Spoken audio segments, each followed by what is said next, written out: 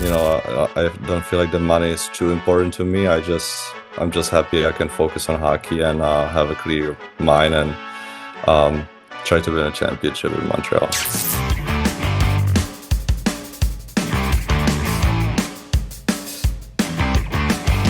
What's up tout le monde, c'est ton boy Max. Je pensais que c'était terminé les épisodes en mode réaction à des nouvelles pour l'été, à moins que le Canadien fasse une grosse acquisition. Et non! Kent Hughes a décidé en ce 2 juillet d'effectuer une autre prolongation de contrat, celle de Jakub Dobeš, qui va rester à Montréal pour 3 saisons de plus et il touchera un salaire moyen de 5,357 millions de dollars. Ça, c'est très précis. J'aime ça.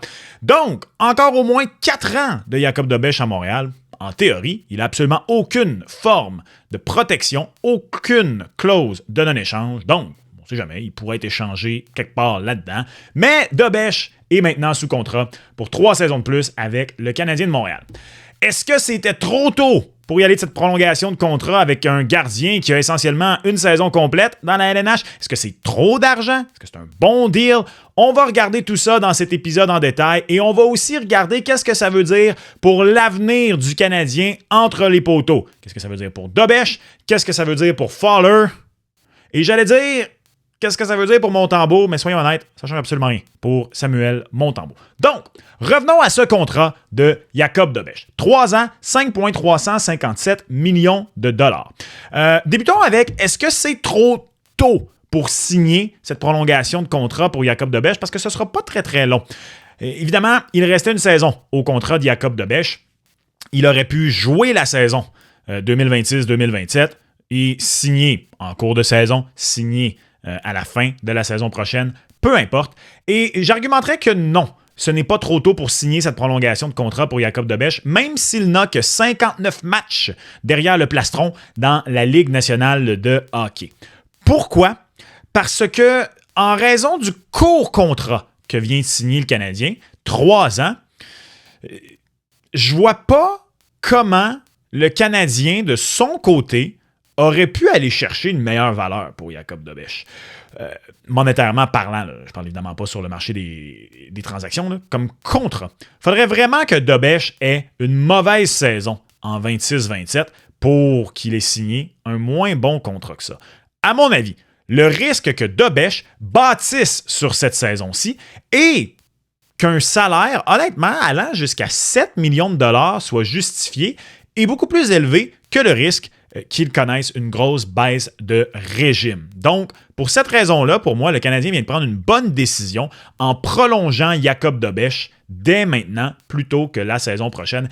Et ça, c'est sans même prendre en considération des éléments de l'ordre un peu plus, j'allais dire, philosophique. Est-ce vraiment philosophique? Je ne suis pas Platon, moi, là, qu'est-ce que je dis là? Des éléments, plus hors glace. Il va être concentré sur sa saison. Jamais dans l'année, on va entendre parler de « Hey, ça va bien, tu es inquiet pour ton contrat, tu sors de... » Non, il va être focus dès maintenant pour le reste de l'été, pour se concentrer à revenir et être le gardien de but numéro 1 du Canadien de Montréal, ce qu'il aura été finalement.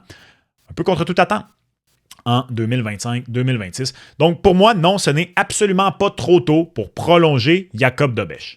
Le prolonger à ce montant-là, est-ce que c'est trop tôt pour le Canadien? J'ai déjà vu, écoutez, j'enregistre cet épisode dans l'heure qui a suivi l'annonce du contrat de Jakub Dobeš, et déjà, j'ai reçu des questions, j'ai vu des commentaires plus posant la question. Est-ce trop d'argent? Plus que de gens qui disent c'est trop d'argent. Il y en a quand même quelques-uns qui disent tout de suite que c'est trop d'argent en raison du petit nombre de matchs joués. C'est quelque chose que je comprends, c'est une réaction que je peux comprendre. Ceci étant dit, je ne suis pas d'accord. Pourquoi? D'abord, Jakub Dobeš vient déjà, cette saison, de jouer à un niveau de gardien de but numéro 1 dans la Ligue nationale de hockey et même de bon gardien de but numéro 1 dans la Ligue nationale de hockey. Ce que vous voyez ici, ce sont les gardiens de but de la Ligue nationale de hockey classés par but sauvé selon Evolving Hockey. C'est la colonne dans le fond complètement, le GSAX. Pour ceux qui se joignent à la chaîne, là, que ça fait pas longtemps qu'ils me suivent, qu'est-ce que le GSAX, les buts sauvés? Le gardien moyen de la Ligue nationale de hockey, dans son contexte bien à lui, a.k.a. l'équipe derrière laquelle il joue, terminerait à 0. Il n'a pas sauvé de but, il n'a pas donné de but en plus. Ça, c'est le gardien moyen. Plus ton chiffre est élevé, Logan Thompson à 35 points, c'est 83, plus tu as fait un bon travail, plus tu as sauvé de buts par rapport au gardien moyen, plus le chiffre est dans le négatif, moins tu as été bon. Jacob Debèche, à 14,14, donc en 43 matchs, a sauvé, par rapport au gardien moyen de la LNH, un peu plus de 14 buts, bon pour le 12e rang de la Ligue nationale de hockey. En séries éliminatoires, il a terminé numéro 1 dans toute la Ligue nationale. Ce que Debèche a fait en éliminatoire, pour moi, est une des raisons pour laquelle j'ai pas d'inquiétude à lui offrir cette prolongation de contrat-là dans la Ligue nationale de hockey de 2026. À moins d'avoir un Sorokin, un Swayman, un Vasilevski, un Shesterkin, puis un Connor Hellebuyck. Honnêtement, je pense que c'est les seuls 5 gardiens que je mets dans cette catégorie-là. Je ne crois pas que c'est une bonne chose de donner un salaire, disons, de 8 millions ou plus à un gardien de but. On le voit ces dernières années. Les Hurricanes de la Caroline ont littéralement changé de gardien en finale de la Coupe Stanley après avoir alterné toute la saison. Et ils ont gagné la Coupe de cette façon-là.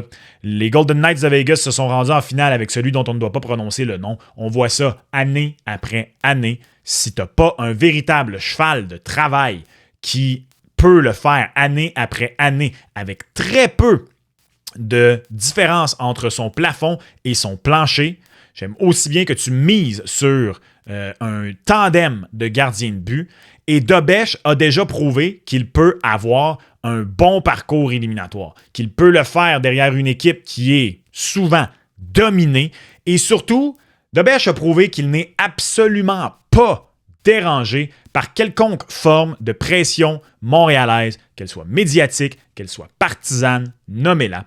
J'ai souvent dit que la plus grande qualité de Jacob Debèche, c'est qu'il a la mémoire courte, ce qui est la meilleure qualité d'un gardien de but. On oublie la zézette qu'on vient de donner. On oublie que c'est présentement 4-4 et que tu n'as pas particulièrement un bon match. C'est 4-4, on est en fin de rencontre, ferme la porte. Jacob Debèche a prouvé que ce facteur X, il l'a, et je crois qu'il n'y a aucune façon que ce contrat-là vieillisse mal pour le Canadien.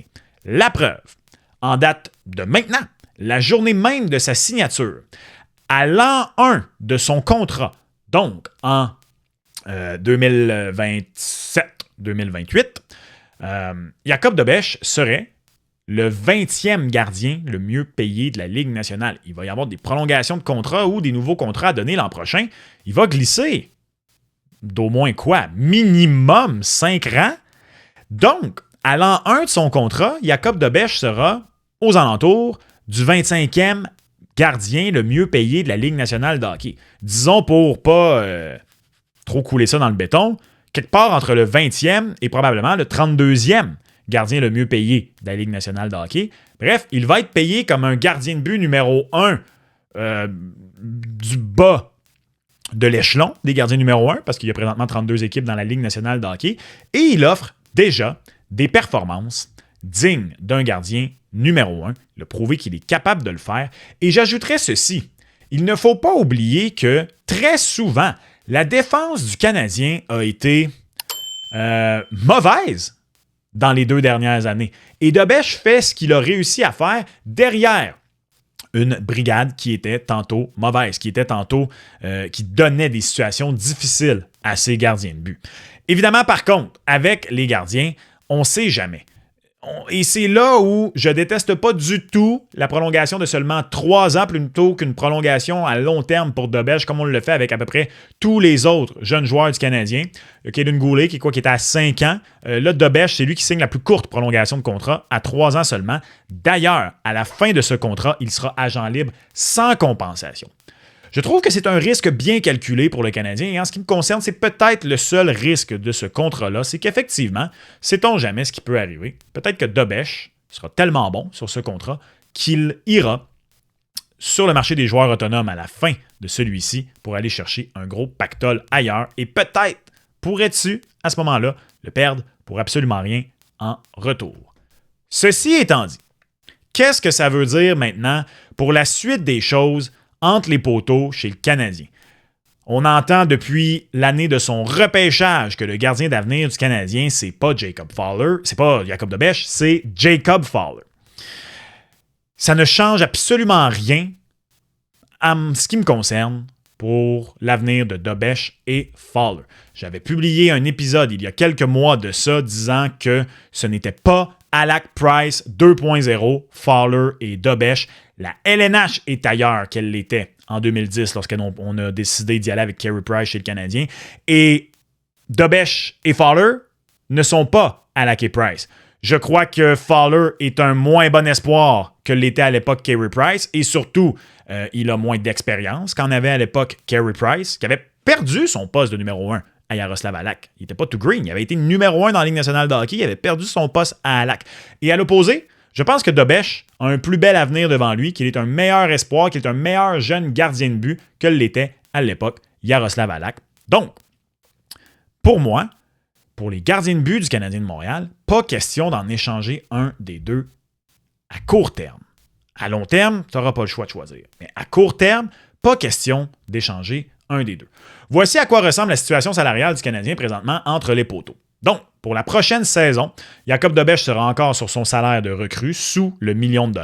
Et ensuite de ça, ce sera 3 ans à 5,357 millions par saison. Le 4 ans inclut l'année à moins d'$1 million. Bien sûr, il ne reste qu'une seule saison au contrat de Samuel Montembeault, 1 an à 3,15 millions de dollars. Et la beauté de la chose, c'est qu'il reste 2 autres saisons au contrat de Jacob Fowler à moins d'$1 million.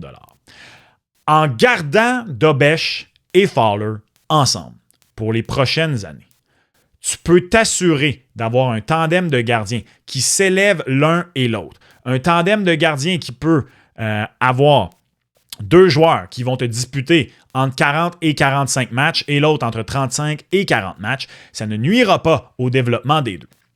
Ça, c'est à moyen terme. À court terme, je l'ai dit, je le répète, je ne suis pas encore 100% convaincu que Samuel Montembeault sera échangé cet été. Pourquoi? Kent Hughes le dit dans son point de presse lors de l'annonce du contrat d'Ivan Demidov, de la prolongation de contrat d'Ivan Demidov. Le but est de faire jouer Jacob Fowler le plus possible l'an prochain. En ce qui me concerne, je n'ai aucun doute ni en Dobeš ni en Fowler. Je suis à l'aise à l'idée que Dobeš, la saison prochaine, joue quelque part entre 45 et 50 matchs et que Fowler joue quelque part entre 2 et 41 matchs. Jeremy Swayman a commencé en tandem avec Linus Ullmark. Et allons plus loin et restons chez les Big Bad Bruins. J'allais dire Kari Lehtonen. Voyons donc, moi, Kari Lehtonen. Tuukka Rask. Tuukka Rask a commencé comme numéro 2 derrière Tim Thomas. Il y a eu des saisons où il jouait dans la trentaine de matchs. Ça n'a pas nuit à son développement. Il est devenu un gardien Vezina pour les Bruins de Boston. J'aurais aucun problème à faire ça avec Jacob Fowler. De toute façon, ça, c'est juste pour la prochaine saison. Et peut-être même pour le début de la prochaine saison. Qui sait? Peut-être que si tu te rends compte assez vite que Fowler peut supporter assez bien Dobeš pour aller chercher tout près d'une quarantaine de matchs, ce qui n'est pas une mauvaise chose, ni pour Dobeš, ni pour Fowler. Peut-être pourras-tu passer Samuel Montembeault dans une transaction plus rapidement que tu aurais voulu le faire et donner rapidement le poste de numéro 2 officiellement à Jacob Fowler. À moyen terme, pourquoi est-ce que ça ne me dérange pas non plus de poursuivre avec cette stratégie de Dobeš et Fowler ensemble plutôt que de tout de suite faire une transaction comme on l'avait fait avec Yaroslav Halak à l'époque? Il y a 3 raisons. La première, la volatilité de la position de gardien de but dans la Ligue nationale qu'on connaît en ce moment. Même des bons gardiens de but ont des passages assez rock'n'roll, des passages en montagne russe, et tu ne sais pas au sein d'une saison à l'autre, qu'est-ce que tu vas avoir de leur part. Un des meilleurs exemples, c'est Sergei Bobrovsky. Sergei Bobrovsky, quand tu regardes l'ensemble de l'œuvre en saison régulière avec les Panthers de la Floride, il n'en a définitivement pas donné pour leur argent aux Panthers. Mais il leur a donné 2 Coupes Stanley. Et il est devenu le véritable Bob pendant 3 parcours éliminatoires. Et ça a valu la peine pour les Panthers. Là-dedans, il y a eu une saison dans laquelle il a été nommé au Trophée Vezina. Mais si tu regardes, t'effaces les noms, t'effaces la Coupe Stanley, tu regardes strictement les statistiques de saison régulière de ce que Bob a donné aux Panthers en saison régulière pendant son passage en Floride, et tu te dis, est-ce que ça vaut 10 millions? La réponse est non.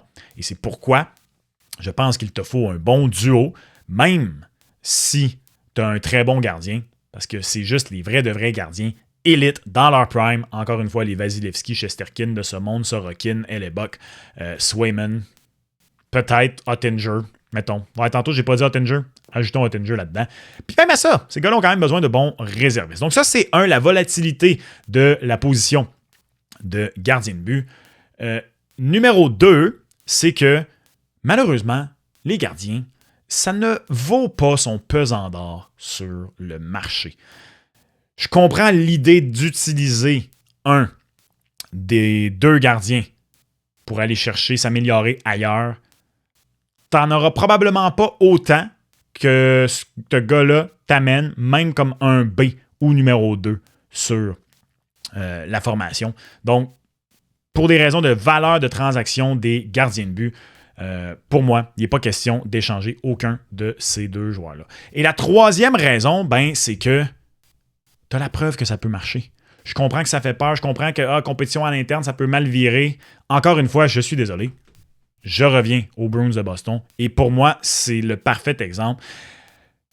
Il y a des petites différences. La différence principale étant que Linus Ullmark était plus vieux quand même de quelques années par rapport à Jeremy Swayman, alors que Dobeš et Fowler sont très près en âge, mais ils ont offert de grandes performances, tous les deux, pour les Bruins de Boston pendant 3 saisons. Et à mon avis, à partir de maintenant, c'est ce que tu as. 3 saisons pour déterminer lequel de Fowler ou Dobeš sera le vrai gardien numéro 1 du Canadien de Montréal sur lequel tu vas compter. Parce que éventuellement, même si moi je veux garder les deux à court et moyen terme, celui qui sera, entre guillemets, le perdant, voudra aller quelque part où il peut prouver qu'il est le 1A et non pas le 1B. C'est tout à fait normal. Mais le Canadien vient de se donner une marge de manœuvre de plusieurs saisons où il sera bien positionné avec 2 bons jeunes gardiens de but et 2 gardiens de but qui ne coûteront pas cher. La saison prochaine, tu vas les avoir les deux pour moins de 2 millions. La saison d'après, tu vas les avoir pour environ 6 millions. Et après ça, probablement que Fowler risque de signer un contrat qui va être soit dans les eaux de Dobeš, plus quelques millions en raison, mettons plus 1 million en raison de l'inflation, ou si vraiment il brûle la ligue, là, on verra. Mais le Canadien, c'est encore une fois extrêmement positionné, bien positionné, contractuellement, pour bâtir une équipe qui va compétitionner pour longtemps. Et j'ai beaucoup aimé dans le point de presse de Jacob Dobeš qui disent comme ça, quasiment en haussant les épaules, « M'en fous de l'argent, je veux gagner. » Ça, c'est un gardien de but que je veux au sein de mon organisation. Donc, est-ce que c'est trop d'argent pour Jacob Dobeš? Non. Est-ce que c'est trop tôt pour signer ce contrat? Encore une fois, à mon avis, non. Et est-ce que ça veut dire quoi que ce soit sur l'avenir de Jacob Fowler à Montréal? À court terme, encore une fois, en ce qui me concerne, non, absolument pas. Qu'est-ce que tu penses de la prolongation de contrat de Jacob Dobeš? Es-tu de ceux qui est un peu refroidi et qui se dit, malgré tout ce que tu as entendu aujourd'hui, que c'est trop d'argent, que c'est trop tôt? Peu importe. Dis-le moi en commentaire. Tu veux le même exercice au sujet du nouveau contrat d'Ivan Demidov? C'est juste ici. Et on se reparle lors du prochain épisode. Ciao!